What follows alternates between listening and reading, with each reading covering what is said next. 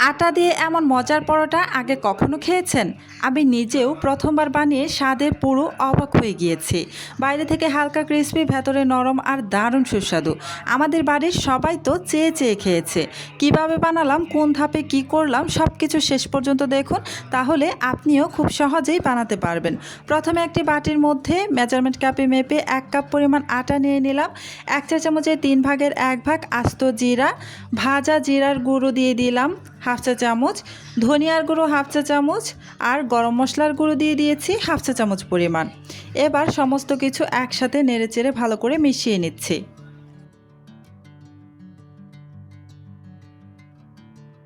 এবার আলাদা একটি প্লেটের মধ্যে আমি নিয়ে নিলাম যে বাটি মেপে 1 বাটি পরিমাণ আটা নিয়ে নিয়েছিলাম, সেই বাটি মেপে 1 বাটি পরিমাণ পেঁয়াজ কুচি নিয়ে নিলাম।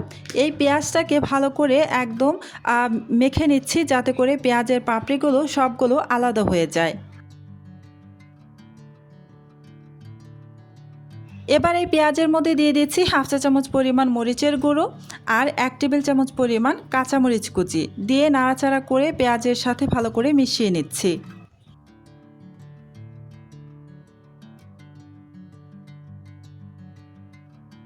এবার এই মিশ্রণটা আটার মধ্যে দিয়ে দিলাম, পেঁয়াজের মিশ্রণটা দিয়ে এবার হাতের সাহায্যে ভালো করে মেখে নেব।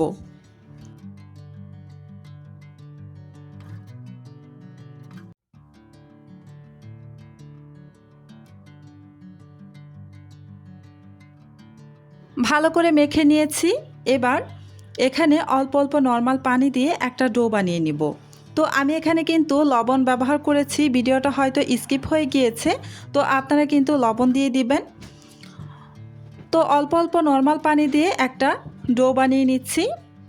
এই পর্যন্ত যারা যারা আমার ভিডিওটা দেখতেছেন প্লিজ আমার ভিডিওতে একটা লাইক দিয়ে দিবেন। আর আমার চ্যানেলটি যদি আগে থেকেই সাবস্ক্রাইব করে দেওয়া না থাকে প্লিজ আমার চ্যানেলটি সাবস্ক্রাইব করে পাশে থাকা বেল আইকনটি অন করে রাখবেন। এতে করে যখন আমি নতুন নতুন রেসিপির ভিডিও আপলোড করব তখন সাথে সাথে আপনার ওখানে নোটিফিকেশন পৌঁছে যাবে। ডোটা বানিয়ে নিয়ে আমি ঢেকে রেখে দিচ্ছি প্রায় 10 মিনিটের মতো। 10 মিনিট পর ঢাকাটা সরিয়ে নিয়েছি। আর এই পর্যায়ে এসে আমি দেখতেছি যে ডোটা কিছুটা আগের তুলনায় নরম হয়ে এসেছে, তাই আমি এখানে আরও সামান্য একটু আটা দিয়ে ডোটাকে আরও একটু মথে নেব যাতে করে আর একটু শক্ত হয়। তো আপনাদের ক্ষেত্রেও কিন্তু এরকম হতে পারে। তো যেহেতু পেঁয়াজ কিছুক্ষণ রেস্টে রাখার ফলে কিন্তু পেঁয়াজ থেকে পানি ছেড়ে দেয়, সেহেতু কিন্তু আমার এই ডোটা কিছুটা নরম হয়ে এসেছে, তাই আমি সামান্য একটু আটা দিয়ে ডোটাকে ঠিক করে নিচ্ছি, মানে একটু শক্ত করে নিচ্ছি। ডোটাকে ভালো করে আমি মেখে নিয়ে এবার এই ডোটাকে নিয়ে নেব একটি পিঁড়ির উপরে।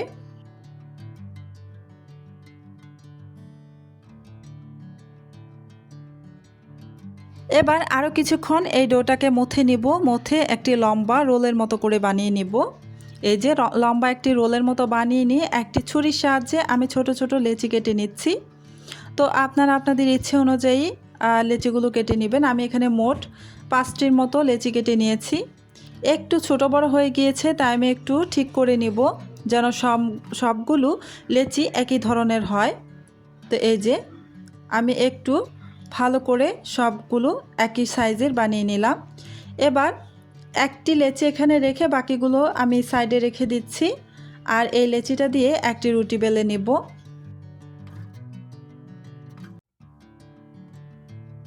এই পরোটাটা বেলার সুবিধার্থে সামান্য একটু আটা ছিটিয়ে দিয়ে আমি পরোটাটা বেলে নিচ্ছি।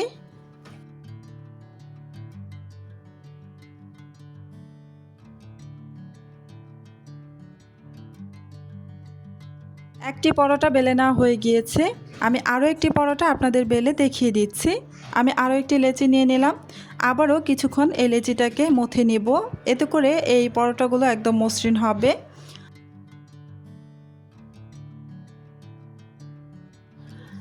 পরোটাটা বেলার সুবিধার্থে আমি সামান্য একটু আটা আবারও ছিটিয়ে দিয়ে আমি পরোটাটাকে বেলে নিচ্ছি।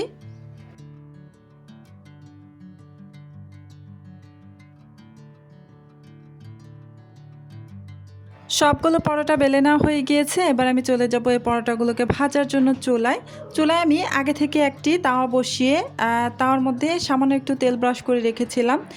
এবার এই উল্টে পাল্টে পরোটাটাকে ভেজে নিব। এক এক পাশে আমি 30 সেকেন্ডের মতো করে ভেজে নিয়ে তারপর এখানে সামান্য একটু তেল দিয়ে দিব। তেল দিয়ে আমি পরোটাকে ভেজে নিব।